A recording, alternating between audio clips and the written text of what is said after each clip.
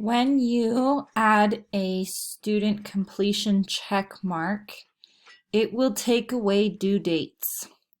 There is a walk around to be able to assign due dates, but you want to assign them only after you have put the student completion check marks in.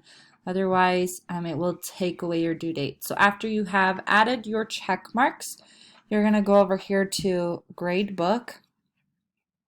And in grade book, I'm going to look at my trimester 3 grade book, and it allows me to come over here to these 3 dots, and I can do a bulk edit.